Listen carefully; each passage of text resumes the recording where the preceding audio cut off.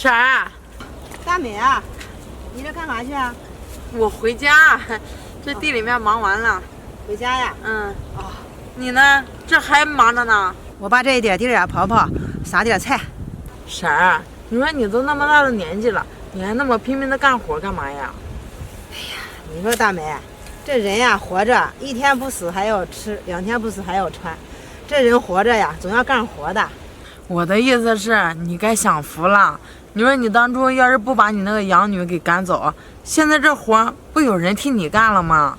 大美，你别给我提她了，提她呀，我都生气。婶儿，你生气什么呀？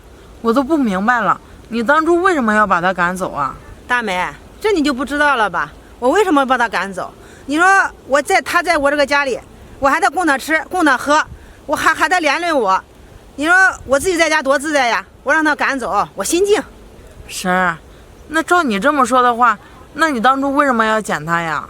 大美呀，你一说这呀，我更生气了。你说哪一个挨千刀的把孩子扔到我家门口？你说我要是不养他吧，要咱村的人知道了，他不得说我呀，没一点爱心呀。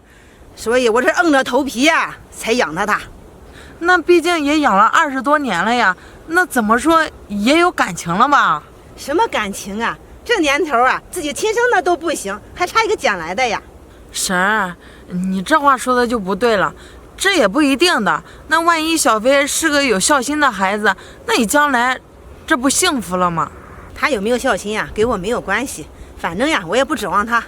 婶儿，你想想，这万一小飞在外面要是混得有出息了，有钱了，那你以后岂不是就不用守着这1亩3分地了，可以跟着他去大城市享福了吗？大美，你也太高看他了吧？就他那没出息的样，他还能混出出息来呀？哎呀，他不混出要饭的呀，也就烧高香了。婶儿，你怎么这么看不起小飞啊？这再怎么说也是你一手带大的，你这么说话是不是有点太绝情了？大美，你还说我绝情？我把他捡到家，把他养那么大，都已经仁至义尽了。要不是我呀，他还不知道在哪儿呢，也许早饿死了。我不跟你说了，说半天你也听不到心里去。我走了，你忙吧。行。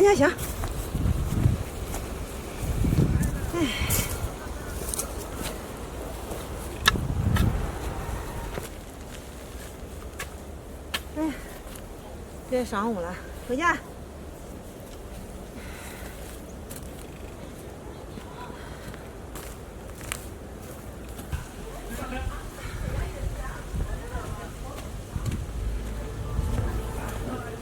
妈，小飞，你怎么回来了？妈，我想家了，也想你了，所以就回来看看你。还想我了？我有什么好想的呀？你不好好在外面待着，回来干嘛呀？妈，我在外面待不下去了。你在外面待不下去了？你怎么了？妈，我出去那么多年，也没赚到什么钱，还欠了一屁股的账。你说什么？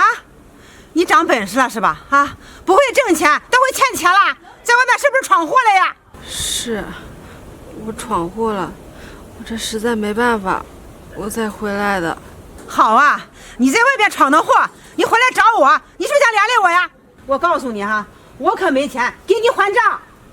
妈，我不是想让你帮我还账的，我就是想你了。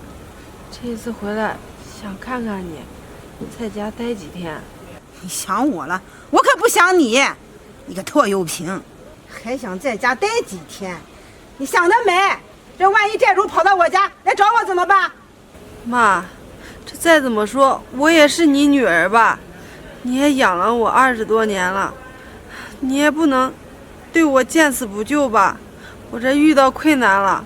你想什么呢？啊，你只是我的养女，我把你养这么大，都已经够对起你的了。怎么，你现在遇难了，还想来拖累我呀？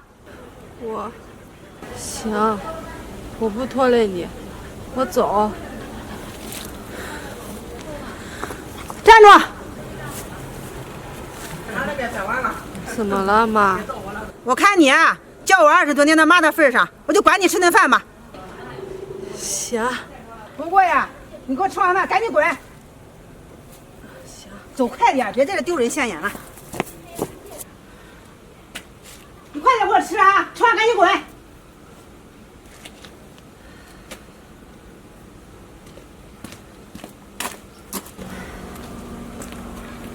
婶儿，大美，我正想上你家去找你呢。找我，有事儿啊？我是有点事想麻烦你。什么事儿啊？婶儿，你说。我想给你借点钱。借钱？你是身体哪有不舒服的地方吗？没有。没有，那你借钱干什么呀？你种的那点地应该够你一个人生活的了呀。我不是为我自己借的，我是为我那个养女小飞借的。为小飞？小飞不是在外面吗？她现在回来了，而且呀，混得一点都不好，还在外面欠了好多债。什么？可是婶儿，你上午的时候不还跟我说，这小飞混成什么样子都跟你没什么关系吗？那在外面欠钱就欠钱呗，你管他这么多干什么呀？话虽这样说，可是他也是我一手带大的呀。我看见他落难了，我也不能不管吧。妈，这我妈上哪去了？找找去吧。妈去哪了呀？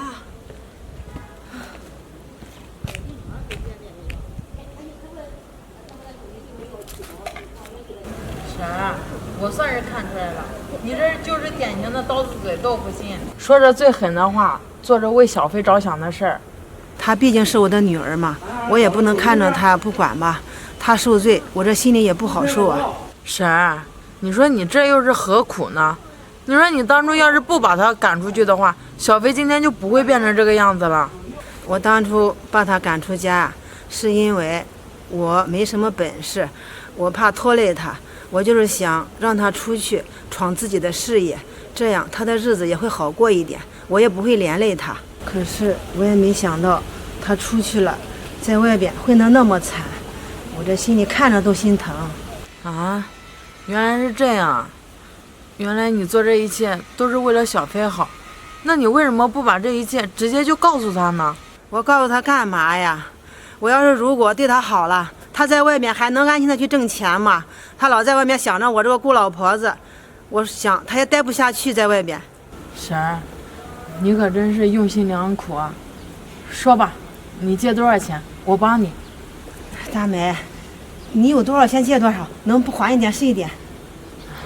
你也知道，我们家也是要过日子的，这钱手里面也不是很多，也就几万块钱，你看你嫌少吗？